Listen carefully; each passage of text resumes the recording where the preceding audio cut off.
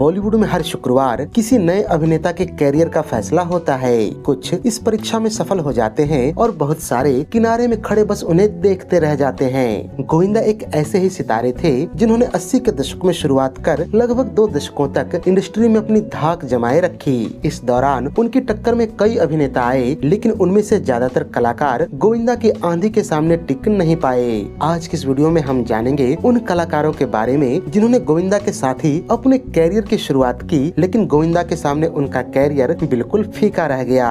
गोविंदा ने अपने कैरियर की शुरुआत फिल्म इल्जाम के साथ की थी, जिसमें उनके साथ शत्रुघ्न सिन्हा, शशि कपूर और अनीता राज जैसे सीनियर एक्टर्स को कास्ट किया गया और फिल्म बड़ी हिट साबित हुई। इसी तर्ज पर साल 1987 में अभिनेता सुमित सहगल ने अपने कैरियर की शुरुआत की। फिल्म थी इंसानियत के दुश्मन, जिसमें धर्मेंद्र, शत्रुघ्न सिन्हा, राज बब्बर, डिम्पल कपाड़िया और अनीता राज जैसे सीनियर कलाकारों ने साथ काम किया और ये फिल्म भी जबरदस्त हिट रही। लेकिन जहां इल्जाम फिल्म का फोकस गोविंदा पर रखा गया था, वहीं इंसानियत के दुश्मन में सुमित सहगल एक एक्स्ट्रा कलाकार बनकर रह गए, जिन पर किसी का ध्यान नहीं गया।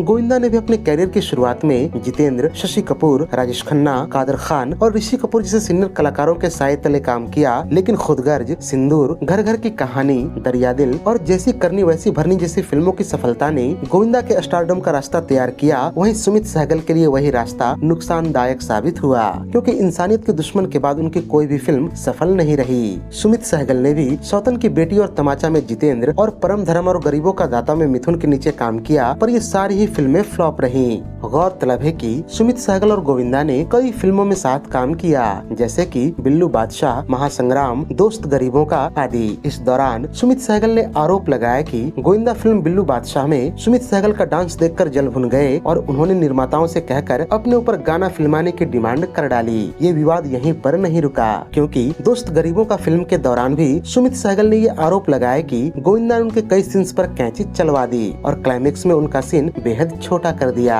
कहीं न कहीं सुमित सहगल ने अपने कैरियर के न बढ़ पाने का ठिकरा गोविंदा के सिर पर फोड़ा। पूरे 80 के दशक में सुमित सहगल और गोविंदा रोल पाने के लिए आपस में प्रतिस्पर्धा करते दिखे, लेकिन 90 के दशक में गोविंदा ने एक्शन हीरो से बदलकर खुद को कॉमेडी फिल्मों का बेताज बादशाह साबित किया। वहीं 90 का दशक आते आते सुमित सहगल आग के शोले जैसी बी ग्रेड फिल्मों तक सीमित हो गए और रही सही कसर उनकी फिल्म बाहर आने तक ने पूरी कर दी। इस फिल्म का संगीत बेहद लोकप्रिय हुआ और सुमित सहगल को उम्मीद थी कि इस फिल्म से उनका कैरियर दोबारा स्थापित हो जाएगा, लेकिन ये फिल्म इतनी बुरी तरह फ्लॉप हुई कि फिल्म के नायक सुमित सहगल और नायिका रूपा गांगुली का कैरियर बतौर लीड एक्टर एक्ट्रेस एक ही झटके में समाप्त हो गया। सुमित सहगल कभी भी बड़ी फिल्मों में छोटी भूमिकाओं और बी ग्रेड फिल्मों के हीरो से आगे नहीं बढ़ पाए और गोविंदा के आसपास कैरियर शुरू करने और उनसे बार बार लड़ने के बावजूद उनके आसपास भी नहीं पहुंच पाए। सुमित सहगल की ही तरह गोविंदा के आसपास सुयश पांडे ने भी अपने कैरियर की शुरुआत की, जिन्हें लोग चंकी पांडे के नाम से जानते हैं। इल्जाम फिल्म के दौरान पहलाज निहलानी एक समय पर नए कलाकारों के लिए भगवान माने जाते थे, जिन्होंने 80 के दशक में हिट फिल्मों की झड़ी लगा दी थी और गोविंदा, चंकी पांडे, नीलम तथा सोनम जैसे कई कलाकारों के कैरियर को आगे बढ़ाने में बहुत बड़ी भूमिका अदा की थी।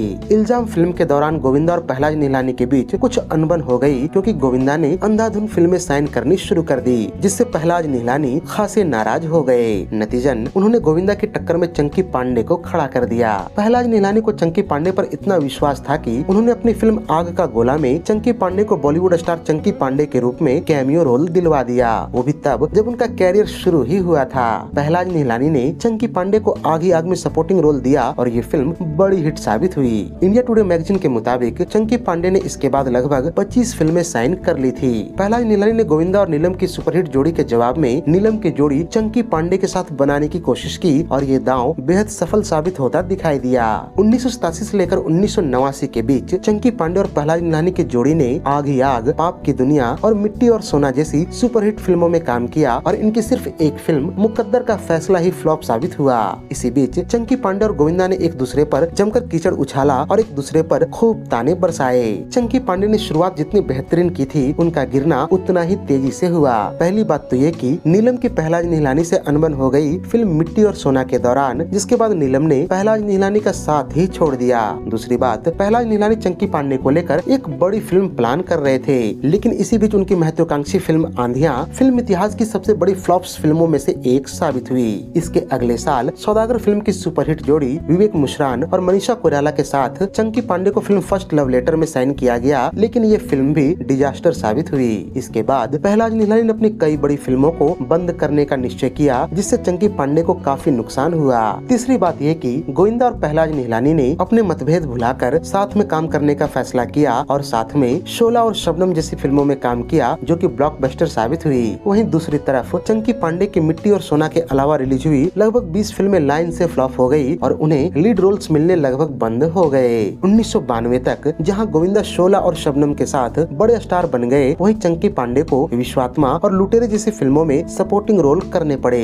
आखिरकार 1993 में फिल्म आंखें में हमें गोविंदा और चंकी पांडे की जोड़ी देखने को मिली, जिसने बॉक्स ऑफिस पर रिकॉर्ड तोड़ कमाई की। लेकिन इस फिल्म की जबरदस्त सफलता का श्रेय गोविंदा ले उड़े और चंकी पांडे के हाथ में कुछ भी नहीं आया। यहाँ तक कि फिल्म में चंकी पांडे से ज्यादा फिल्म के बंदर को याद किया जाता है। इस फिल्म के लिए गोविंदा को बेस्ट एक्टर का फिल्म फेयर नॉमिनेशन भी हासिल हुआ। इसी के साथ चंकी पांडे का फिल्मी करियर बिल्कुल गर्त में चला गया और उन्हें हिंदी फिल्म इंडस्ट्री छोड़कर बांग्ला फिल्मों की शरण लेनी पड़ी। इसके बाद तो खुद पहलाज निहलानी का कैरियर डूब गया और चंकी पांडे का कैरियर कहीं का भी नहीं रहा। गोविंदा के आने से कई ऐसे अभिनेताओं का भी कैरियर अधर में लटक गया, जिन्होंने अपना कैरियर बतौर डांसर शुरू की थी। गोविंदा ने जब अपने कैरियर की शुरुआत की थी, उस समय डिस्को और पॉप कल्चर अपने उफान पर था। मिथुन चक्रवर्ती ने डिस्को डांसर फिल्म के जरिए लोगों के दिलों में अपनी पहचान बनाई थी और भारतीय फिल्मों में जॉन ट्रेवोल्टा और माइकल जैक्सन सरीखे डांस की नींव रखी थी। लेकिन मिथुन चक्रवर्ती ट्रेंड डांसर नहीं थे, इसलिए इंडस्ट्री में एक नए कलाकार की जरूरत थी जो पारंगत रूप से नाच सके और जिसमें स्टारों वाली बात हो। और ये कमी पूरी हुई साल 1985 में, जब फिल्म मेरी जंग के साथ जावेद जाफरी ने अपने कैरियर की शुरुआत की। ये बात भी दिलचस्प है कि जावेद जाफरी के कैरियर की शुरुआत डिस्को डांसर से ही होने वाली थी, जिसमें उन्हें करण राजदान वाला किरदार दिया गया था। लेकिन जावेद जाफरी ने मिथुन चक्रवर्ती से कमतर डांस करने से मना कर दिया, क्योंकि वो खुद को मिथुन से ज्यादा बेहतर डांसर मानते थे और ये बात कहीं न कहीं सही भी थी। जावेद जाफरी ने अपनी ये बात फिल्म मेरी जंग से साबित भी कर दिया। आगे चलकर जावेद जाफरी ने ये बात फिल्म मेरी जंग में साबित भी कर दिया। हालांकि जावेद जाफरी फिल्म में विलेन थे, लेकिन उनका ब्रेक डांस और शानदार लुक ऐसा था कि नेगेटिव रोल में होने के बावजूद उन्हें हीरो के रोल मिलने लगे। इसके अगले साल 1986 में गोविंदा ने इल्जाम फिल्म के साथ डेब्यू किया और अपने शानदार डांस और पर्सनैलिटी से सबको अपना दीवाना बना डाला। अंतर ये था कि इल्जाम फिल्म में गोविंदा हीरो थे और मेरी जंग में जावेद जाफरी विलेन के बेटे बने थे। इस कारण जब जावेद जाफरी को हीरो के रोल मिलने लगे तो उन्होंने तुरंत उन्हें लपक लिया, क्योंकि वो विलेन के रोल नहीं करना चाहते थे। हालांकि उनका ये फैसला गलत साबित हुआ, क्योंकि एक तरफ गोविंदा साल में दर्जनों फिल्मों में काम कर रहे थे, वहीं जावेद जाफरी बड़े रोल्स के लालच में गिनी चुनी ही फिल्में साइन कर रहे थे। जावेद जाफरी की बदकिस्मती ये भी रही कि उनकी एक एक करके 13 फिल्में डिब्बा बंद हो गई, जिनमें से एक फिल्म गोविंदा के साथ भी थी, जिसका नाम था बैंड बजा दूंगा। और उनकी जो फिल्में रिलीज हुई वो अधिकतर हॉरर फिल्में थी, जैसे कि 7 साल बाद और वो फिर आएगी, जिन्हें उस जमाने में बी ग्रेड फिल्म समझा जाता था। जावेद जाफरी के पिता जगदीप ने भी अपने बेटे जावेद जाफरी की लोकप्रियता को भुनाने के लिए उन्हें अपनी फिल्म सुरमा भोपाली में एक रोल दिया था। जगदीप साहब ने अपनी सारी कमाई इस फिल्म में लगा दी और ये फिल्म डिजास्टर साबित हुई। इस तरह की फिल्मों से जावेद जाफरी का कैरियर कहीं पहुंचने से पहले ही बिखर गया।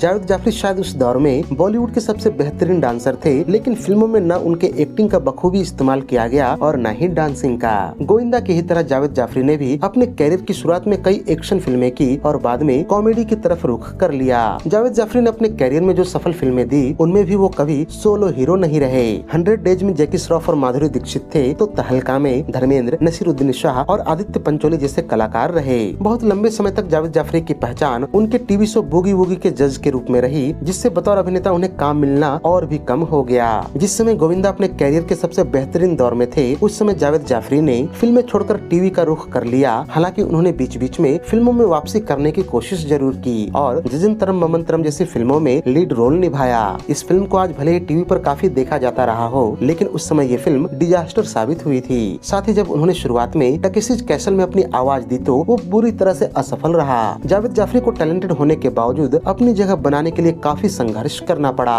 उनके टैलेंट को अगर किस्मत का साथ मिल जाता तो शायद उनका कैरियर भी उफान पर होता। जहां गोविंदा को अपने पूरे कैरियर में सोलो डांस नंबर मिले, वहीं जावेद जाफरी का कैरियर जब ढलान पर जाने लगा तो उन्होंने कई गानों में दूसरे अभिनेताओं के लिए डांस में बॉडी डबल का भी काम किया। इससे शायद उन्हें आर्थिक लाभ जरूर मिला, लेकिन उनके हिस्से की तालियां किसी और को नसीब हुई। 1990 की फिल्म थानेदार के मशहूर गीत तम्मा तम्मा लोगे में संजय दत्त के कई मुश्किल डांस स्टेप्स वास्तव में जावेद जाफरी द्वारा निभाए गए थे, जिसका उन्हें कभी भी मुकम्मल श्रेय नहीं मिला।